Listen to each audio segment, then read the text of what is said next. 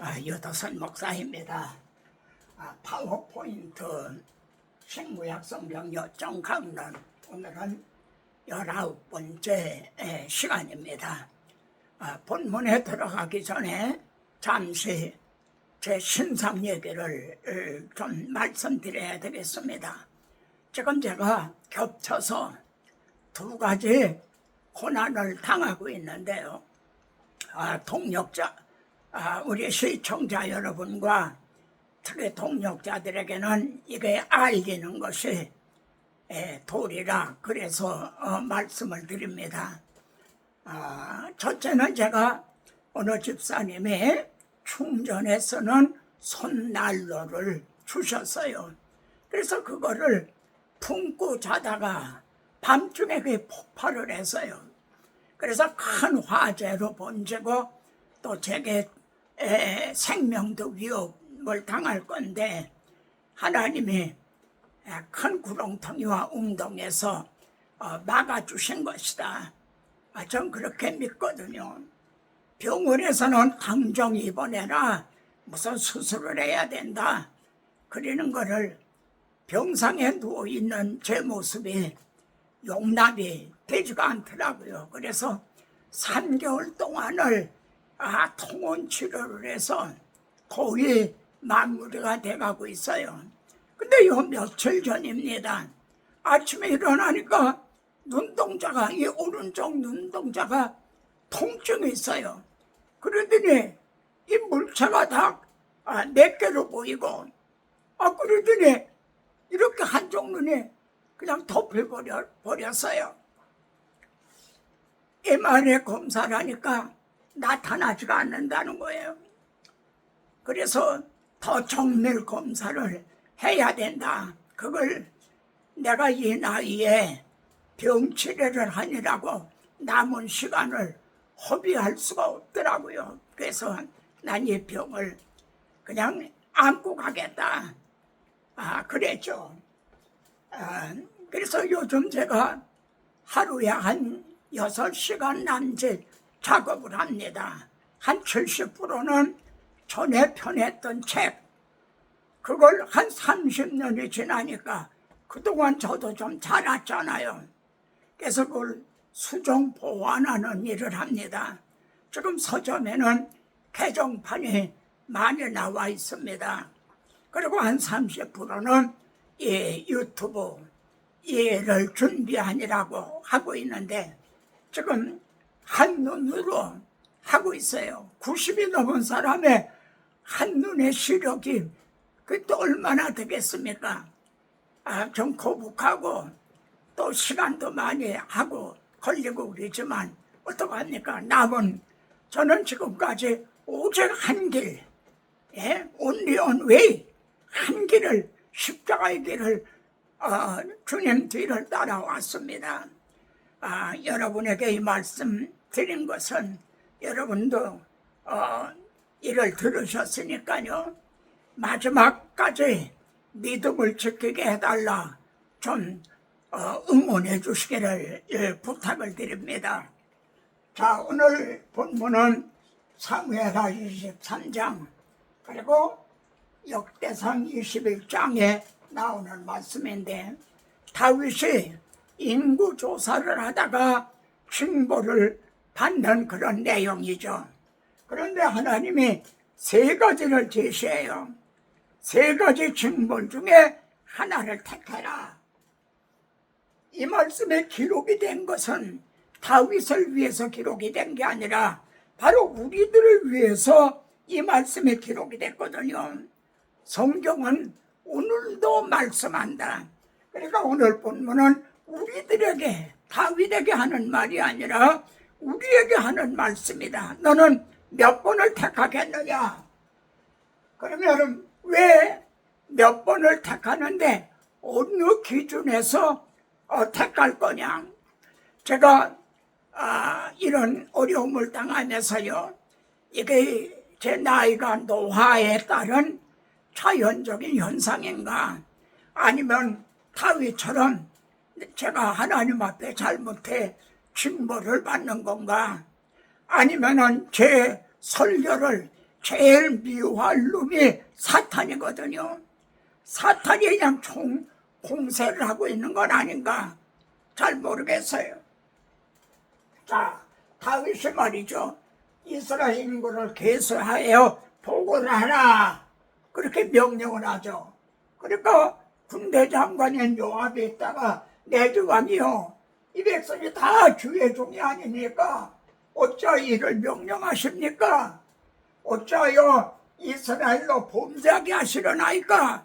그건 안 됩니다. 그런데 다윗이 막 강행을 하죠.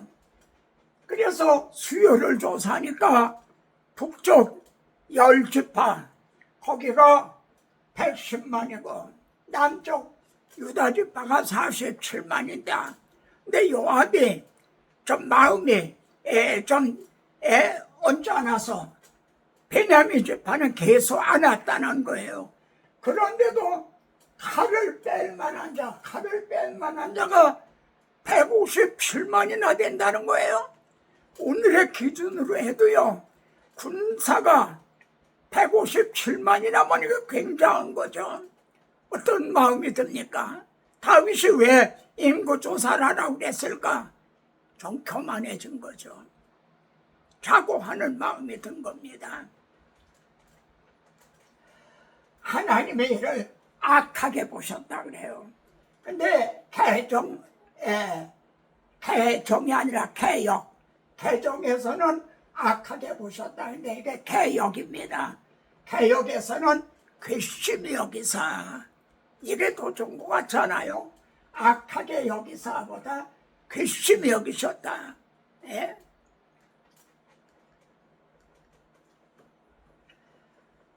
그러자 다윗도 말이에요. 아차 한 것 같아. 이게 다윗이 사울왕하고 다른 점입니다.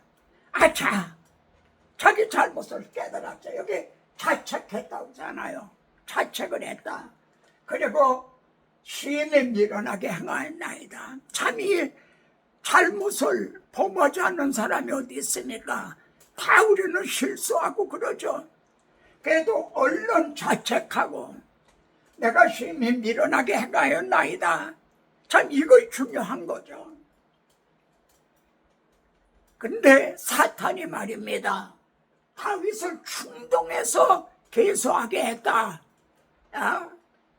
다윗으로 하여금 좀 우쭐거리고 교만하게 하려고 그렇게 충동했다.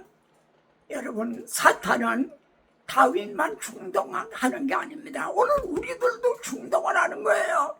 예? 참 예배당 건물 크게 줬으면 그것 때문에 또 우쭐거리고 싶고, 성도들이 많이 모이면 그것 때문에 사탄은 계속 충동하는 거죠. 여호와께서 다윗은 시편에서 이렇게 진술합니다. 여호와께서 주의 은혜로, 이건 자기의 능력이나 자기의 공로가 아니라 주의 은혜로 내 산을 굳게 세우셨대. 이렇게 150만 군사가 이렇게 세워두셨는데 주의 얼굴을 가리우심에 내가 근심하였나이다. 해가 구름에 가리듯 주의 얼굴을 가리시는 때가 있는 거죠. 그래서 근심하였나이다 그럽니다. 여기에 보면 목회 서신에 말이에요. 그들로 깨요 마귀에서 올무에 벗어나. 여기 그들로는 예수 그리스도를 믿는 사람입니다. 교회 안에 있는 사람, 그것도 또 지도자입니다. 지도자 중에 깨요, 마귀의 충동을 받아서 말이죠, 우쭐거리고 그리고 마취당하든, 그런데 깨어나는 것이 중요합니다. 다윗이 얼른 깨어났잖아요. 자책을 했죠. 그리고 내가 심히 미련하게 행하였나이다. 그래, 하나님께 사로잡힌 바되어 그 뜻을 따르게 하실까 하니라. 다윗은 내가 심히 미련하게 행하나이다. 얼른 그걸 깨달았어요. 그래, 하나님의 내가 세 가지를, 몽둥이 매를 세 가지를 제시할 테니까 그 중에 하나를 택해라. 참 이상하죠. 아니 잘못한 사람 보고 매 맞을 그걸 택하라니. 성경 66권 중에 이런 예가 또 있나요? 제가 알기로는 없어요. 예? 세 가지 중에 하나를 택하라. 그러니까 여기에서 우리가 깨달아야 되는 거는 이렇게 말씀하는 주의 마음이 뭔가, 하나님의 마음이 뭔가, 다윗의 무엇을 알기를 원하시는가, 우리들의 뭘 알기를 원하시는가, 이를 통해 뭘 계시하시려고 그러는 건가. 이게 무심한 말이 아니잖아요. 세 가지 중에 하나를 택하라. 이를 통해서 우리들의 무엇을 우리 마음에 뭘 알기를 원하시는가, 뭘 계시하시려고 그러는 건가. 예를 들어 보세요. 아담에게 배필을 지어주실 때 말입니다. 제일 쉬운 방법이 흙으로 지어주시는 거 아니에요.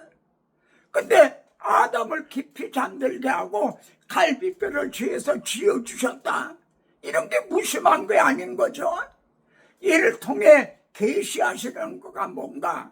여기서도 누가 주의 마음을 알아서 주를 가르치겠느냐, 이게 중요한 건지야.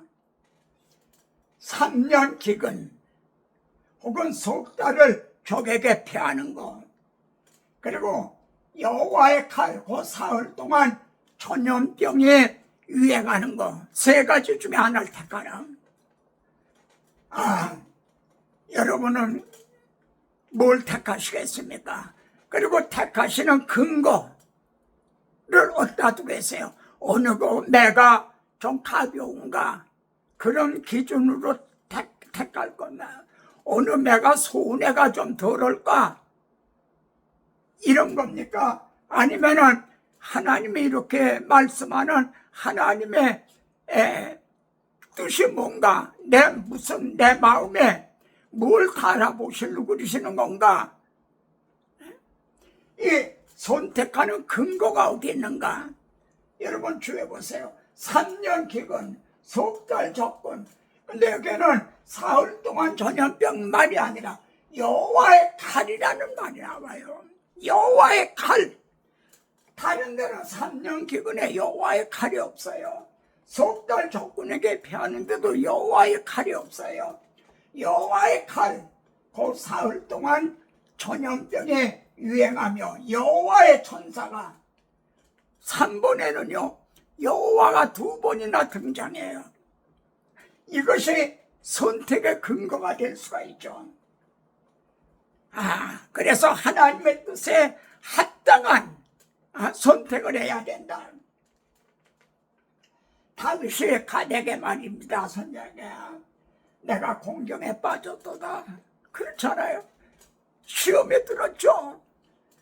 여호와께서 국률이 심히 크시니 내가 그의 손에 빠지고 사람의 손에 빠지기를 원하지 않는다.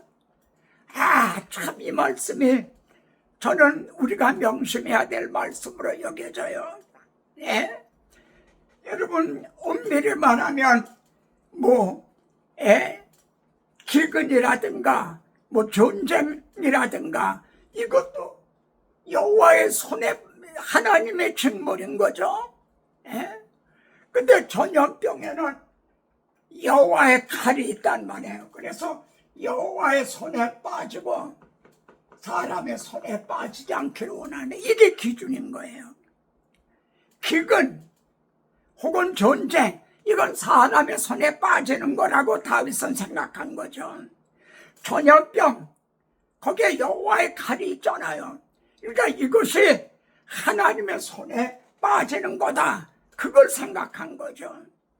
그래서 여호와는 국률이 크시니까 내가 이걸 택하면은 하나님의 국률이 여기시리라. 몇 번을 택한 거죠? 다윗이 1번, 2번, 3번 이렇게 말하지 않았어요.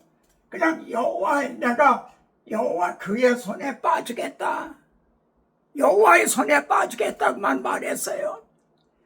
그래 3번을 택한 거죠. 택한 근거가 여호와의 손, 여호와의 칼, 하나님의 긍휼. 그래서 전염병을 내리시니 7만 명이 죽었다는 거예요. 다윗이 몇 번이란 말을 명시적으로 하지 않았어요. 난 3번 이런 말 안 했어요.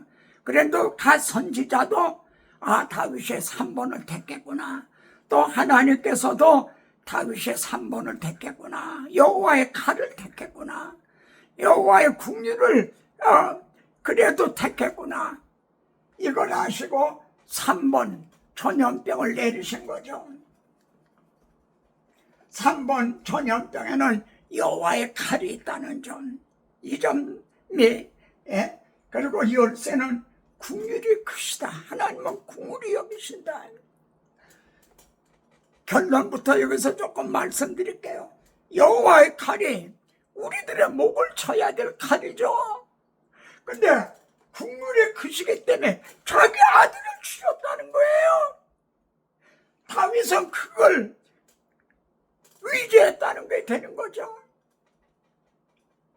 그의 손에 빠지고.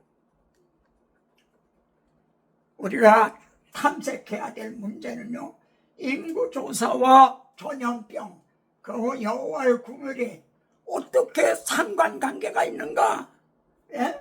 인구조사하고 전염병, 이게 무슨 관계가 있는가? 이걸 우리는 탐색을 해봐야 되는 거죠. 성경 어디를 보면 이걸 알 수 있을까요? 출애굽기 30장이에요. 내가 이스라엘 자손의 수요를 조사할 때에 다윗이 인구 조사하다가 이런 징벌을 받게 됐잖아요. 근데 출애굽기 30장에 하나님이 수요를 조사할 때 생명의 속전을 바쳐라, 그래야 질병이, 전염병이 없게 된다. 여기에 상관관계가 있게 되는 거죠. 인구조사와 전염병이 여기에 상관관계가 있다. 생명의 속전. 그러니까 인구조사할 때 전염병, 그리고 핵심은 생명의 속전을 바쳐야 된다. 근데 이 말씀을 구속사의 맥락으로 보면 생명의 속전을, 우리들의 생명의 속전을 누가 드렸나요? 우리들이 한국 땅 다 팔아서 드렸나요? 하나님이 자기 아들로 생명의 속전을 지불하게 하셨죠. 그래서 우리가 구원을 얻게 된 거죠. 이거 여호와의 긍휼이 크시니.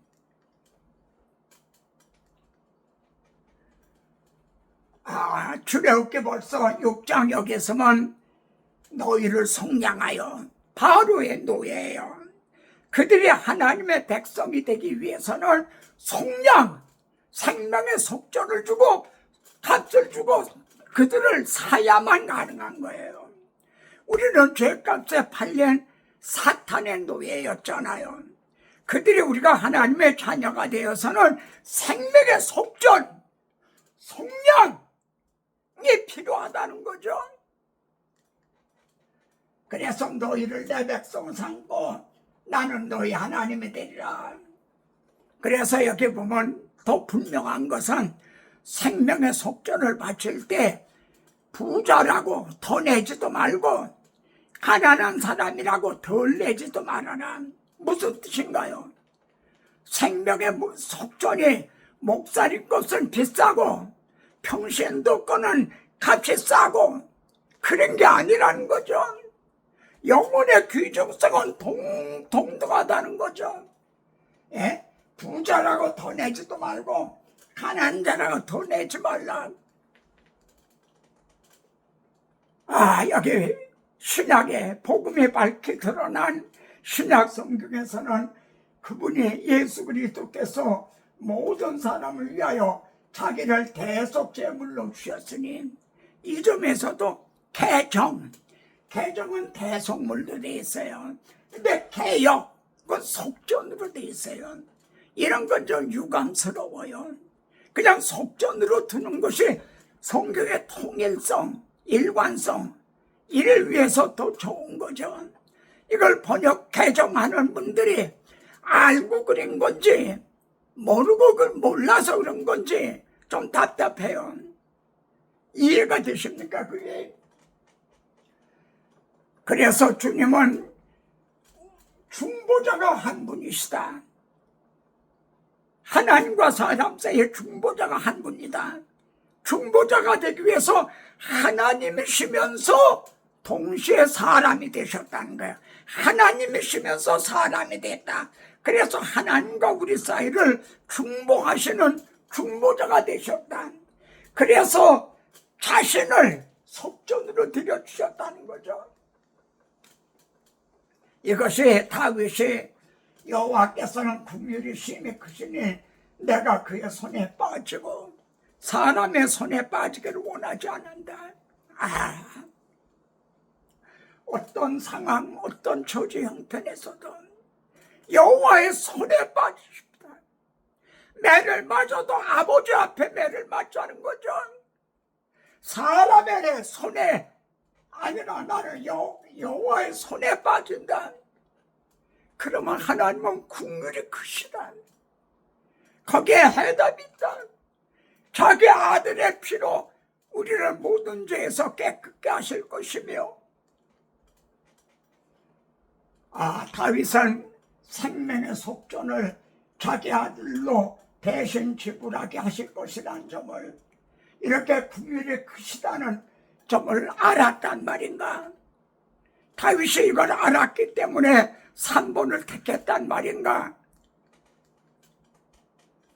본문에는요, 하나님의 긍휼, 생명의 속전이 어떻게 계시되어 있나요? 생명의 속전이 어떻게 지불이 됐나요? 여기 보면 여부스 사람 타작마당에 제단을 쌓아라. 또 지정을 해주세요. 장소를. 여부스 사람 거기에 제단을 쌓아라. 근데 여기가 여부스는 곧 예루살렘이라, 여부스가 예루살렘이라는 거예요. 그러면 하나님께서 아브라함에게 내 사랑하는 독자 이삭을 데리고 내가 지시하는 땅에 모리아 산에 가서 번제로 드리라. 그 모리아 산이 예루살렘이었고, 그때 다윗 때까지는 여부스 사람들이 그걸 점령하고 있었던 걸 다윗이 비로소 하나님이 정한 예루살렘을 점령한 거죠. 그때까지 여부스 사람이 거기서 타작마당을 하고 있었어요. 다윗이 가니까 내가 번제를 드리겠다. 땅을 좀 팔아라 하니까 땅 그냥 쓰세요. 여기 소도 있어요. 나무도 있어요. 여부스 사람 보면 이 사람이 개종을 한 걸 알 수가 있죠. 개종한 게 아니라 하나님하고 화목했다는, 여부스 화목한 사람이라는 걸 알게 되죠. 그래도 아니다. 나는 값을 지불하고야 이걸 사겠다. 다윗의 그 잘못 괘씸에 행한 걸 통해서 하나님은 성전 터를 마련하게 하셨죠. 합력해 손을 이루셨죠. 그래서 그곳에 제단을 쌓고 번제와 화목제를 드렸더니 재앙이 그쳤다. 번제와 화목제를 드렸더니 재앙이 그쳤다. 그런데 여기 여호와의 칼이라는 게 있다고 그랬죠. 3번에 여호와의 칼. 그래, 이 여호와의 칼이 번제와 화목제 제물의 목을 쳤어요. 오늘 다윗의 목을 쳐야 될 건데 번제로 드리고 화목제로 드려지는 제물의 목을 쳤어요. 여호와의 칼이. 그래서 재앙이 그쳤더라. 이것이 여호와는 긍휼이 크시다. 근데 이것이 그림자였다는 거죠. 하나님께서는 이사야 다음으로 메시아 예언이 풍부한 스가랴서에는 가라! 가라 깨어서 내 목자 내 짝된 자를 치라. 하나님은 본자와 화목 제물을 치셨던 하나님의 칼이 자기 아들의 목을 치셨죠.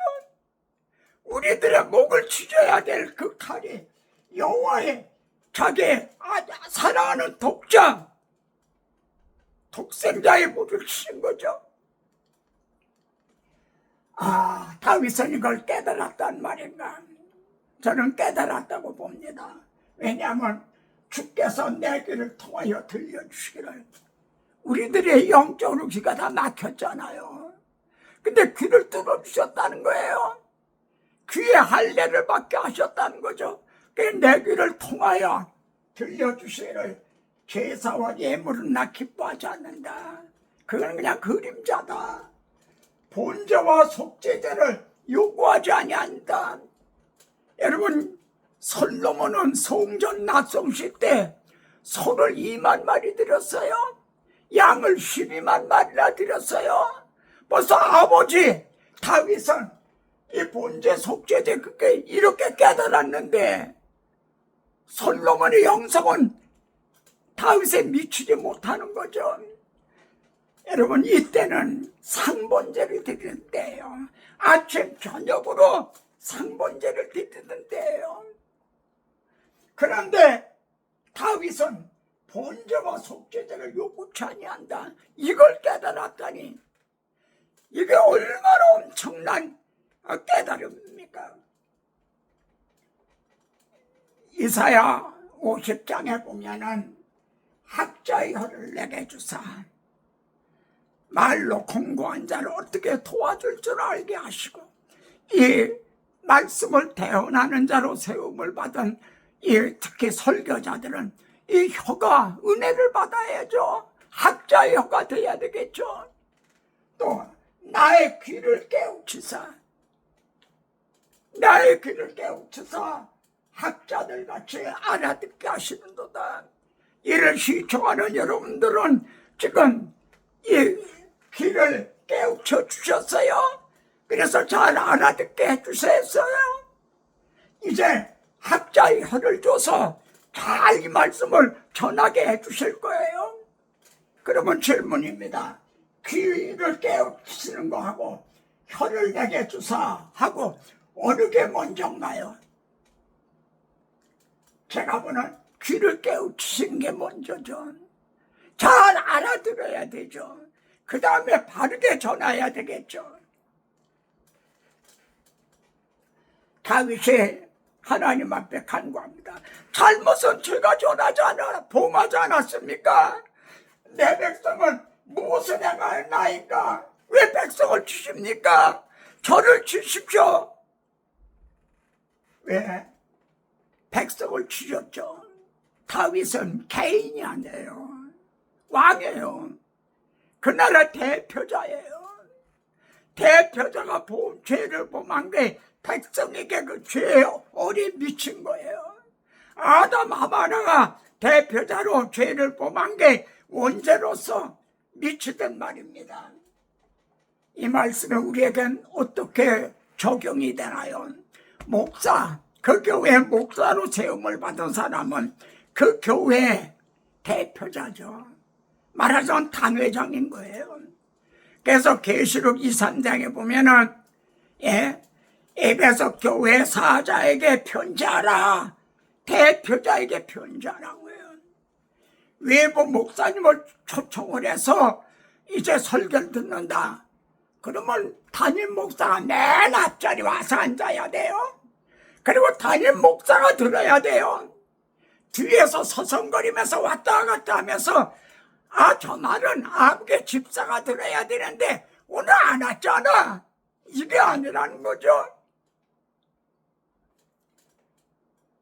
설교자 만일 바르게 이 귀가 잘 통하고 입으로 바른 말씀을 전하자면 지식의 열쇠를 가져가고 노이도 들어가지 않고 들어가고자 하는 자도 못 들어가게 한도다. 이게 얼마나 비극적인 일이고 그래서 선생된 자가 더 중한 심판을 받으리라 그러시는 거죠. 제가 이렇게 한번 적용해 봤습니다. 오늘 본문을 통해서 세 가지: 큰 예배당 건물을 주랴, 수만 명의 교인을 주랴, 아니면 네 개를 통하여 학자의 혀를 주랴. 너는 세 가지 중에 하나를 택하라. 우리가 정말 진심으로 말한다면 어느 몇 번을 택하실 겁니까? 하나님 아버지, 오늘도 이 미련하고 쉼이 우둔한 종을 들어서 참으로 누가 주의 마음 알아 주를 가르치겠나는 하나님의 말씀, 이를 이제 저희들에게 깨닫게 하시고 또 전하게 하시니 감사합니다. 아버지 하나님, 우리들도 때로는 간교한 사탄의 충동을 받아서 심히 미련하게 할 때가 많이 자주 있습니다. 그런 경우라도 내가 여호와의 손에 빠지고 사람의 손에 빠지기를 원치 아니하노라. 이 하나님 중심, 이 하나님의 국률, 십자가의 은혜 복음, 이를 의지하게 하소서. 그래야 죄가 더한 곳에 은혜가 더욱 넘쳤나니 넘어졌다가도 벌떡 일어나는, 그래야 이제 또다시 승리하는 삶을 사는 저희들이 되게 하옵소서. 종에게 이렇게 원하던 유튜브 영상을 통해 증언하게 하시고 또 많은 구독자, 시청자를 주셔서 참으로 이렇게 위로하시고 격려하게 하시니 감사합니다. 바울이 디모데에게 복음의 바통을 넘겨준 것 같이 저도 시청자들 또 우리 동역자들에게 부탁하노니 이 말씀에 더욱더 흥왕하게 하소서, 다름질치게 하소서, 구하고 생각하는 것에 더 넘치도록 하여 주실 예수 그리스도 이름으로 기도드리옵나이다. 아멘. 아멘. 다음 시간에 또 뵙겠습니다.